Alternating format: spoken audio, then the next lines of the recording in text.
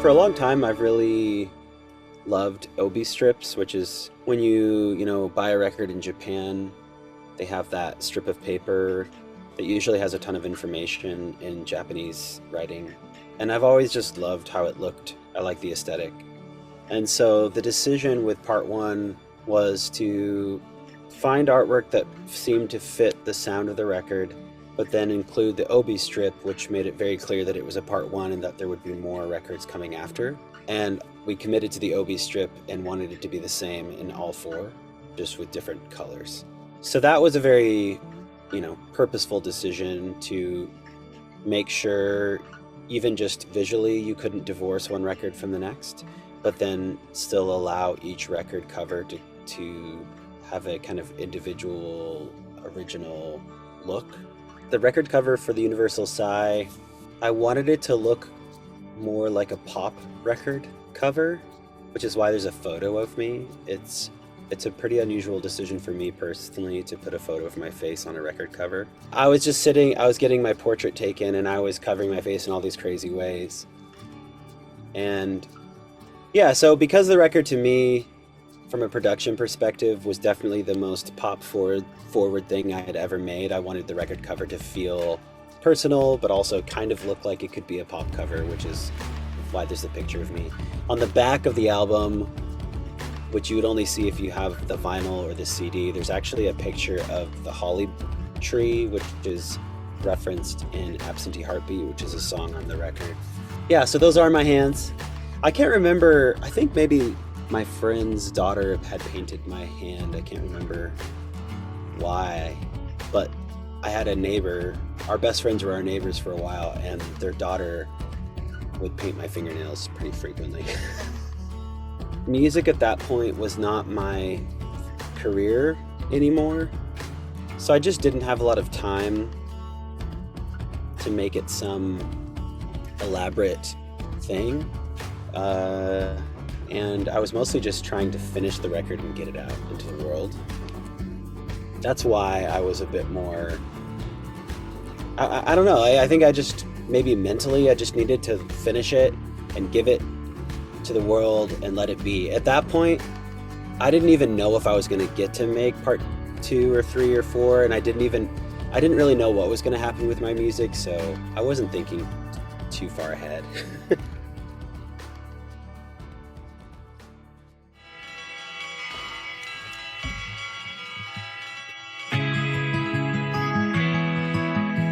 I knew I wanted it to be representative of my devotion for Christ.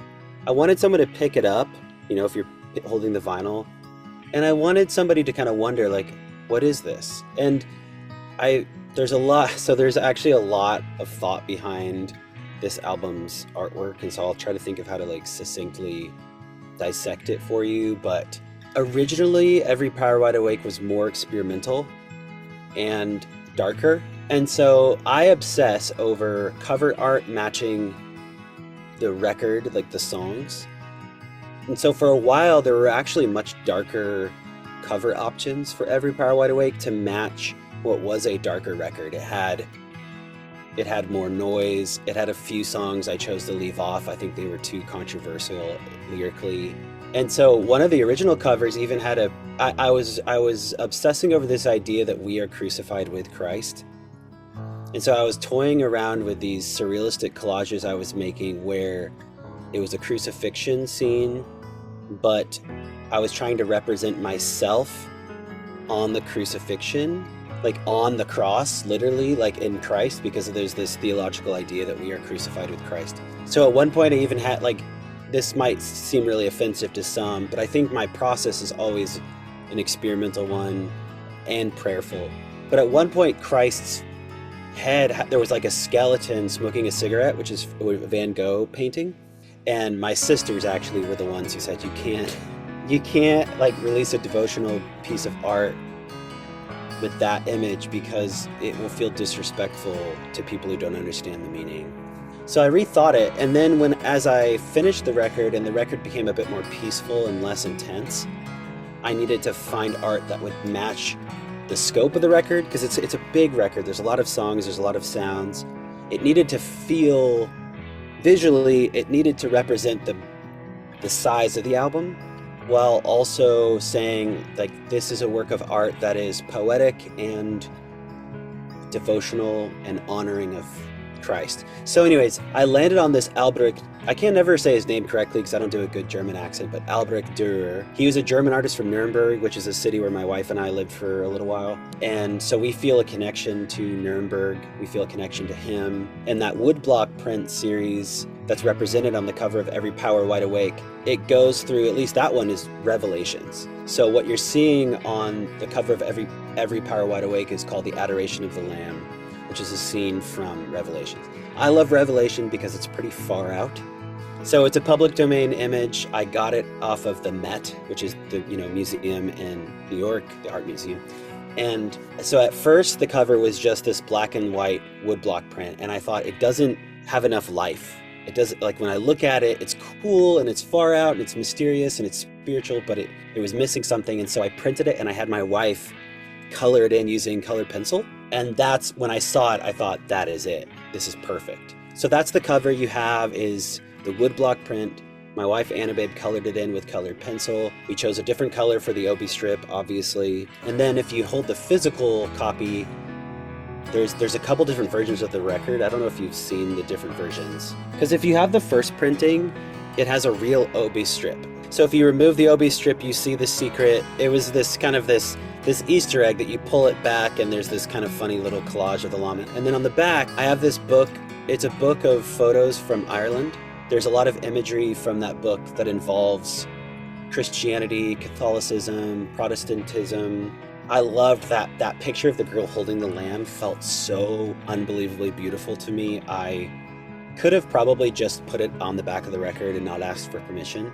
But because I wanted to use it so badly and I didn't want a legal battle, I cut it out as a collage, because collage law is a little different than just, co-opting or like stealing an image. So it's not a public domain image, but because I collaged it and then repurposed it over that picture of the Cascade Mountains, which is where I live, probably the simplest collage I've ever made, but I love it so much. If you have the first pressing, then you got the insert, which includes a surrealistic collage I did that's really just supposed to represent me as a person kind of living within a spiritual landscape, being really hungry for spiritual truth and spiritual beauty. It's supposed to feel a little mystical. So that's why there's that picture of the boy with the staff and he's kind of on a rock that's floating. And actually there's an image behind him which is taken from a Buddhist temple that I flipped upside down. So it's not supposed to allude to Buddhism. What I mean is I was just finding all of these images that represent spiritual hunger and trying to collage them together to create this kind of weird landscape, which is visually how I actually feel about the record.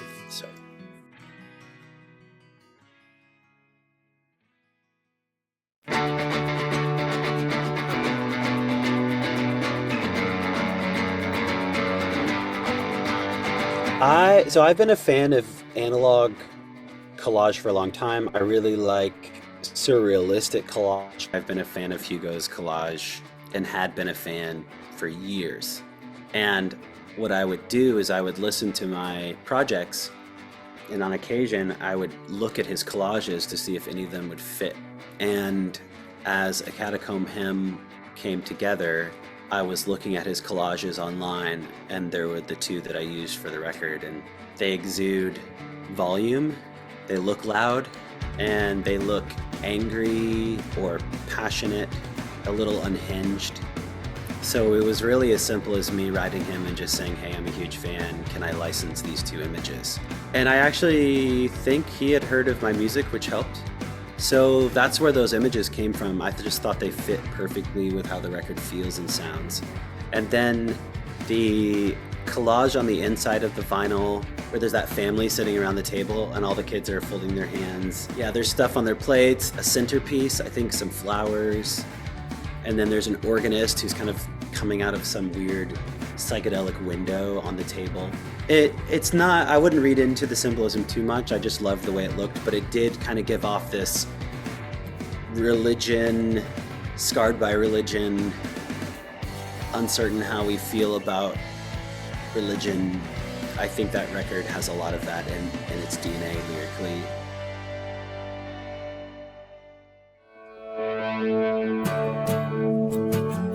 Marathon Daze as a work of art, if you take it as one big artwork, I wanted it to feel Christian. And what I mean when I say that is basically, I didn't want to hide my faith, but I also wanted the cover to kind of portray the tension and the dissonance within that record's lyrical content. There's a lot of lyrics on that record, primarily the lyrics on that record are supposed to be poetic, and they're not supposed to be taken at face value. That's probably, out of all the records I've released, the one that has the most abstract lyrical content, where you're kind of trying to figure out what I'm saying. I wanted that image on the front, maybe even make people a little uncomfortable and force them to try to figure out whether it was Christian or not. And so most people don't know, but it's a picture, it's a sculpture of David killing Goliath. And you would know that, I guess, if you've read about it, but it's a fairly violent image, and yet it's one of the most known biblical stories. Most people know about David and Goliath, even if they weren't raised in the church. We see David as this hero of the faith, and whether his killing in that moment was warranted or not, he's about to chop off Goliath's head. Then you bring into the fact that he's nude, so the artist is seeing it as a chance to kind of portray a story, a moment of kinetic violence, while also showing the human form, which the church balks at nudity like that. There's a lot in that, but for me, it just perfectly captured the energy of the record. There are moments where it feels loud and aggressive. There's a lot about the lyrics that are confusing and abstract.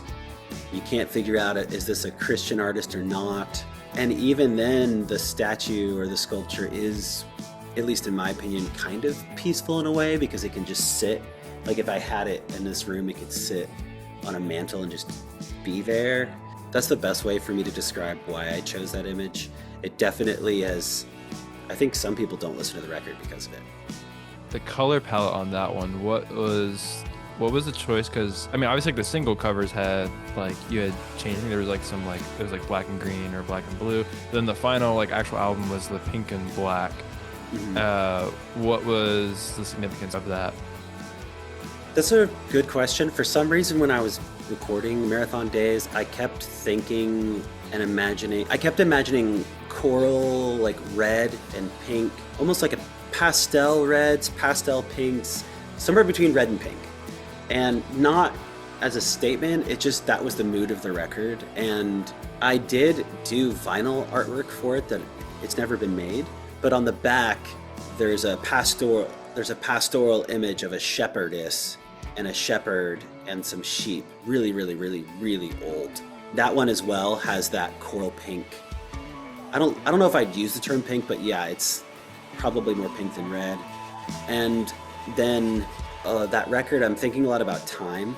So in the vinyl art that no one's ever seen, I took like watches and clock faces and collaged them out, so there's kind of references to time, the passage of time. And Marathon Daze, the song, is about missing some version of home, almost wishing you could go back in time to a moment where you felt safe. I'm not exactly sure why I landed on that, but for whatever reason, that was the color in my mind while I was making the record.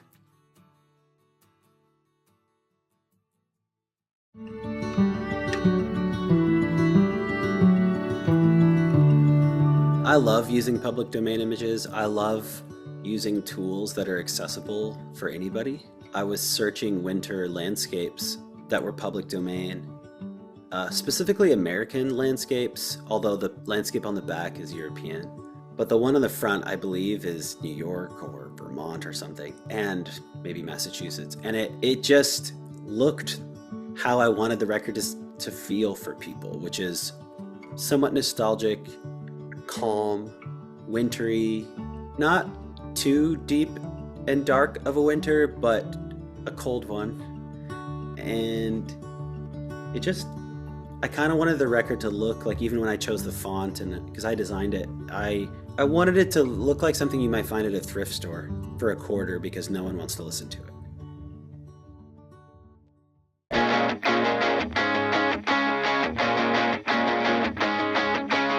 The record, to me, embodies my past and my youth. So I was thinking a lot about my childhood home, where I live in Anacortes. I was thinking about who I used to be, who I was hanging with in high school, and who I was partying with when I was 21. And that's kind of what was on my mind as I put that record together. And the songs, they reference my past. A lot of the lyrics were written a long time ago. So I knew I wanted the art to have some type of connection to my past. When I was young, maybe 8, 9, and 10, my dad would read this book to me called Danger. Danger with an exclamation point. And it's just stories of near-death experiences with animals. Hunter bitten by a rattlesnake or attacked by a lion. And they scared me quite a bit, but I liked him reading them to me before bed. Originally, I had done some collaging that involved pictures of my youth, childhood home, pictures of me as a child, pictures of me in my teens. And it didn't feel original enough to me, and it didn't give off enough of the energy of the record. And I pulled that book off of my parents' shelf one day, flipped to some of the pages that just have those really intense kinetic animal attack illustrations, which I actually think are really beautifully done. So what I did was I started collaging those. That image of the lion attacking the hunter, it just perfectly captured how the record feels to me, especially considering a lot of the songs are about fear, and fear of myself, fear of my youth, fear of the trajectory of my life, being really uneasy and scared of who I'm becoming. And so I love that cover image because it just really captured those feelings for me, and it has a direct link to my childhood and my childhood home. And then I really loved, obviously influenced by Starboy, the really iconic album cover from The Weeknd, but I just love the idea of the picture kind of blocking out some of the title. I felt like it was a cool design move. Black and red font, black and yellow font, reminds me a lot of the punk records that I liked when I was younger, and in the 90s, a lot of skate punk, and even some more iconic albums that aren't punk, like Springsteen's Nebraska. When you have like big block print in either yellow or red, and the album itself is just black, to me, I immediately think of something alternative, something punk. And that, it's not a punk record by any stretch, but there is quite a bit of alternative and punk influence in it. So I just wanted it to be bold and eye-catching, and I wanted it was a nod to some punk records that I really like. I mean, if you've ever looked at a Ramones cover, you see it's just like Ramones. And originally the name Anthem Sprinter was Anthem Sprinters, and it was actually going to be a name for a punk side project that I wanted to start, which never happened. So I kind of just wanted it to look like an old, maybe alternative punk record from 1993 or 1991 or something like that. And that's really the story behind those images, the front and the back, the grizzly attack obviously on the back. It's just about being afraid and feeling attacked and feeling in danger.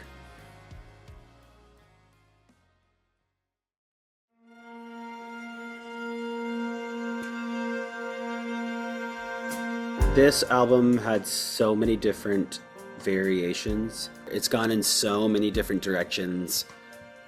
So it hasn't just been one collage, there's been 50 collages, and I've gone, it's really evolved, and I would kind of go in a direction for a month and then think, no, that's not it, and then go back to another direction. It was just a lot of work. If you're looking at the cover, it's like a stack of wood, this like weird structure that these men have built that I collaged out I have had that collage asset for maybe 7 years. The window that is behind Christ I've had for 7 years. A lot of these images are things that I've been waiting to use. There's an image of a bunch of sheep. They're afraid, and there's a black sheep in the middle at the base of the structure I've had for a long time. So anyways, I've been really waiting to use a lot of these, and it just kind of slowly came together. I knew I wanted it to be somewhat overwhelming when you look at it, because I actually think the record is kind of overwhelming. I wanted it to have a lot of little Easter eggs and references to worship, joyful worship, yet I also wanted it to feel somewhat surreal and abstract and experimental, because I think, especially if you listen to part 1 and 2 together, I personally think it's a wild ride for a worship record. So I just wanted it to exude that energy. I really wanted people to pick it up and be really curious about it. I also knew that it was going to be playlisted alongside just standard worship records. And I wanted it to be such a stark difference between the aesthetic that Christians in general tend to lean towards within the worship genre. I wanted it to stand out like a sore thumb. People go, what is that? There's a ton of Easter eggs in it that I can talk to you about really quickly. There's a Wendell Berry poem right above the little obi strip. You can see some font, some text that you'll only be able to read it if it's blown up to a big size, but it's the Piece of Wild Things. There is somewhere in here, you've got Dietrich Bonhoeffer's tombstone. You've got a picture of my daughter, a picture of my son. You've got King David dancing before the Ark of the Covenant. You've got Adam and Eve as they're being exiled from the garden. You've got some angels making music. You've got choirs. You've got Abraham. A lot of people from around the world to kind of represent the global church. If you go way up to the top, you can see the earth that's setting over a hill. And if you zoom in really far, which nobody can really do except for me, there's actually a picture of my silhouette, like with this glowing light behind me. There's a lot of really little things in here that I put in for personal reasons. And the hope is that when this is printed on vinyl, it will come with this, but it'll be a big poster. You'll actually be able to unfold it. Hopefully, if I can figure out how to make it work, you'll be able to see a lot of these little things. And a lot of these collage assets been in multiple collages of mine. And so they kind of become their own little Easter eggs. Like, oh, can you find the skeleton smoking the cigarette? Because he's made a few appearances. Can you find, there's even a picture of some bunnies that are from a children's book that I'm publishing. Like, there's a lot of little things in here. I think it captures the energy of the first record really well.